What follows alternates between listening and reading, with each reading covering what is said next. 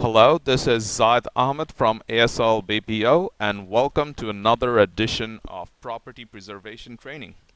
Today I will be talking about what a winterization means and the different type of winterizations that are done depending on the type of heating systems present in the property. On my earlier video on the different type of work orders, I mentioned briefly what a winterization order is. Today we'll go a bit further into details. First off, there are three types of winterizations, which are dry winterizations, steam wet winterization, and radiant wet winterization. The type of winterization depends on the type of heating system that is present. So, dry winterization is done on dry heat systems, which by far are the most common. They heat the property through forced hot air. As previously discussed in an earlier video, properties with dry heat systems will have a furnace to heat air and vents and registers on walls and floors to circulate the hot air in the rooms. Steam wet winterization is done on steam heat systems, where they have a steam boiler which generates steam that runs through radiators around the house to heat it. Radiant wet winterizations are on radiant heat systems, which have a hot water boiler instead of a steam boiler. They also have an expansion tank and a hot water running through either radiators or copper tubing located in the floors, walls, and sometimes on the ceilings. And rewinterization is simply when a property was previously winterized in the previous year or so, or maybe 3 or 4 months back, and somehow the winterization has been compromised, maybe on the toilets or on the sink, and the only thing that needs to be done is to pour the antifreeze liquid. So irrespective of the heating system of the house, all winterizations will have the following work completed. So the water supply has to be shut off, usually at the water meter or at the shut-off valve, which is then zip tied to secure the shut-off valve, and the circuit breakers in the electrical panel box is also turned off. So if you can see the picture, in the shut-off valve, the water supply is turned off at the shut-off valve, and then it's zip tied, so it is secured, and it cannot be turned on easily without breaking the zip tie. Also, the circuit breakers are turned off. Next, all remaining water in hot water heater, toilet bowls, sinks, and the plumbing line has to be drained. So pipes are connected to the hot water heater, and they are all drained of the remaining water that is in the plumbing lines and in the water heater. Using a generator and an air compressor, a pressure test must also be performed to check the plumbing system of any leaks.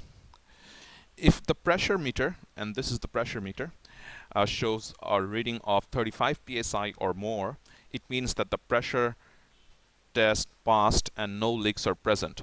On the other hand, a reading of less than 35 psi means that the pressure test failed and that the plumbing system has leaks. So how do you know that whether the uh, plumbing system has leaks? Is that uh, a, a air compressor is connected to the to a faucet, especially in one of the washer hookups, and through the air compressor, pressure test is completed. So if the pressure meter shows a reading of above 35 psi, it means that there is no there is no plumbing leaks and the pressure test passed. However, as in the picture, if it's less than 35 psi, in this case you can see that it's almost at zero, so it means that there are plumbing leaks. Also, as you can see in the picture, there are actually two meters. This meter is for the tank, while this is for the outlet. Um, the meter reading in the outlet is what counts, not the reading in the tank. So as you can see, the reading in the outlet section is close to zero, and that means that plumbing damage is present. Uh, and you can see the plumbing damages here. This is a plumbing damage.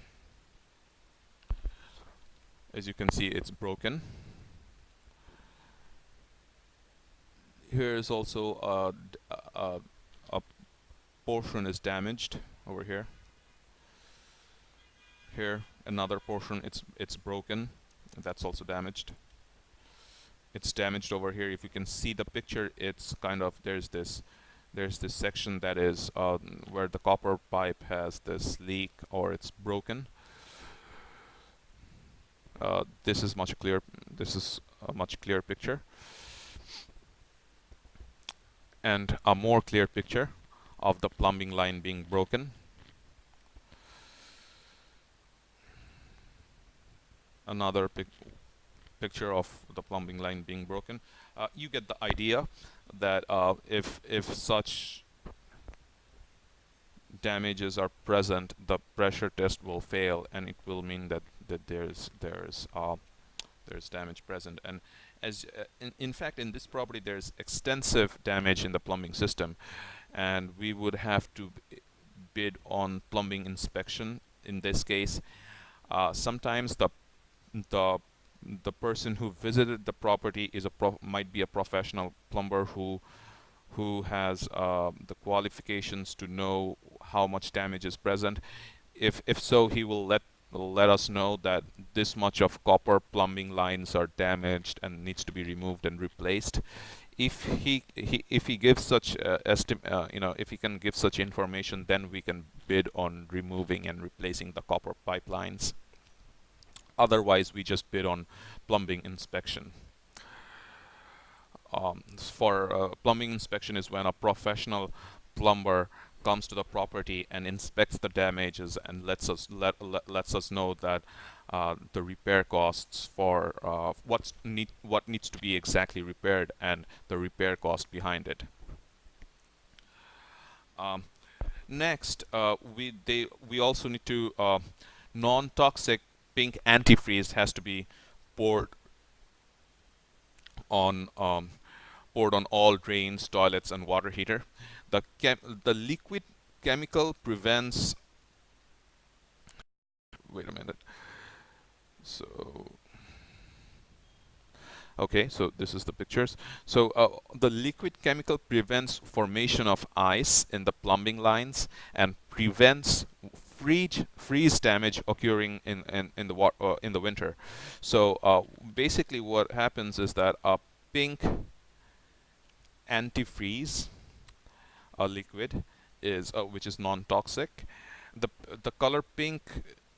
If the antifreeze has the color pink, it means that it is non-toxic. Any other color most probably would be a toxic antifreeze. So we have to take care that the contractor is pouring the pink liquid and not any other other colored antifreeze liquid. But what it basically does is when they're poured, when they're poured through all the drains, they go into the pipes and they prevent any freeze damage in the winter.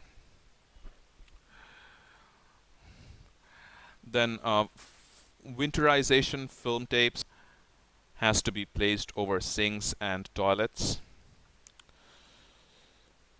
So these tapes have to be placed over the toilets and on the sinks. And winterization notices will also have to be winterization notice stickers will also have to be placed on all the portions which were winterized, as well as on the front door or window. That picture is not present over here, but they also have to stick a winterization notice on the front door or on the front window as well, apart from attaching them to all the items that were winterized. So this notice can be different, like as you can see, this is just a white paper, but for some other nationals, like if it's an LPS order or if it's a safeguard order, this notice can be of different color. But if you look a bit closely, you will see that it's a winterization notice. Unfortunately, these pictures are not very clear, but whichever the color of the notice is, they have to be placed on all the places specified. Additionally, in wet heating systems, like if it's a steam if it's a steam wet winterization or a steam heating system or a radiant heating system, the boiler and the expansion tank are also drained of water, and they're winterized as well. Hopefully this video will help you to understand what a winterization is, and help you to differentiate between the different types of winterizations as well. For further knowledge, you can also see a video that I have linked to at the end of my blog post, which very clearly shows the different heating systems. If you watch that video, it will be very much clear what plumbing systems are present when it's a dry heat, or when it's a steam heat, or like when it's a radiant heating system.